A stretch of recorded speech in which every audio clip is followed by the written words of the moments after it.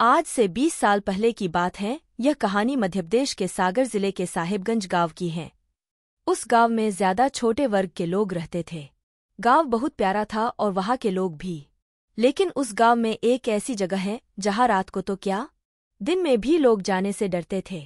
लोगों का कहना था कि इस जगह पर बहुत साल पहले एक बहुत ही दर्दनाक घटना घटी थी, इसलिए उस जगह को शापित माना जाता है। एक दिन उस गांव में राजेश नाम का एक आदमी था। वह रहता तो था विदेश में, लेकिन कुछ दिन के लिए गांव में रहने आया था। उसकी नई नई शादी हुई थी। एक रात उसकी पत्नी के पेट में अचानक दर्द होने लगा। रात के करीब 11:30 बज रहा था। राजेश अपना कार निकाला और अपने बीबी को लेकर अस्पताल चल दिया। रास्ता थोड़ा खराब था, इसलिए राजेश गाड़ी धीरे चला रहा था।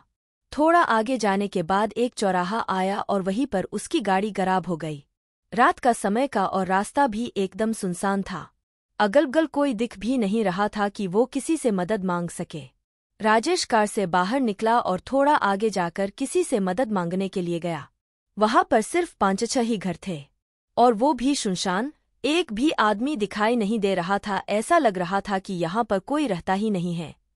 उसने मदद के लिए एक आदमी का घर का दरवाज़ा खटखटाने लगा, लेकिन दरवाज़ा नहीं खुला। ऐसे ही लगातार उसने 4-5 घरों का दरवाज़ा खटखटाया, लेकिन किसी ने भी अपना दरवाज़ा नहीं खोला।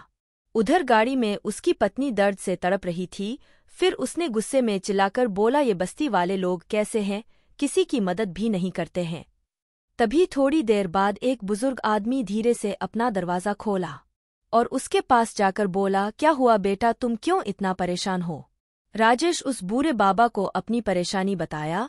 फिर आदमी बोला, इसमें मैं तुम्हारी कोई मदद नहीं कर सकता बेटा, वैसे भी मैं अकेले रहता हूँ। अगर मैं कोई मदद कर सकता तो जरूर करता, तुम किसी और से मदद मांग लो। इतना कहकर उसने अपना दरवाज़ा बंद कर लिया। राजेश उस आदमी की बात सुनकर उदास हो गया, लेकिन वह हिम्मत नहीं हारा। फिर दोबारा उसने किसी दूसरे का दरवाज़ा खटखटाया। ऐसा वो 4-5 लोगों का दरवाज़ा खटखटाया, लेकिन किसी ने भी दरवाज़ा नहीं खोला। राजेश गुस्से में चिल्लाकर बोलने लगा कि यहाँ के कैसे लोग हैं, किसी की मदद नहीं करते हैं। लेकिन किसी का कोई जवाब नहीं आया। फिर वो उदास होकर एक चबूतरे पर बैठ गया। थोड़ी देर बाद एक दरवाज़ा खुला। राहुल खुश हो गया और दौड़ के उस दरवाजे के पास गया तो देखा कि वहाँ एक बूढ़ी औरत खड़ी थी। वो उसको देखकर बोली, बेटा तुम इतनी रात को यहाँ क्या कर रहे हो?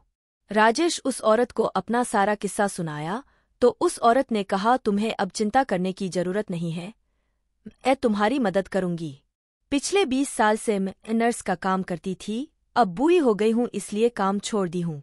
जाओ और जल्दी से अपनी पत्नी को यहाँ ले आओ। राजेश दौड़ कर गया और अपनी पत्नी को ले आया।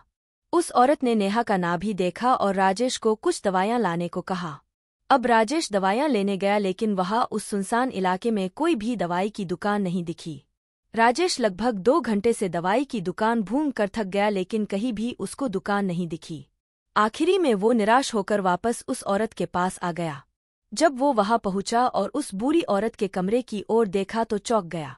उसने देखा कि उस कमरे के दरवाजे पर तो ताला लगा हुआ है। वो एकदम घबरा गया और आस पड़ोस के रहने वाले लोगों को चिल्ला चिल्लाकर जगा दिया और उससे पूछा कि अभी थोड़ी देर पहले इस कमरे में एक बुरी औरत थी।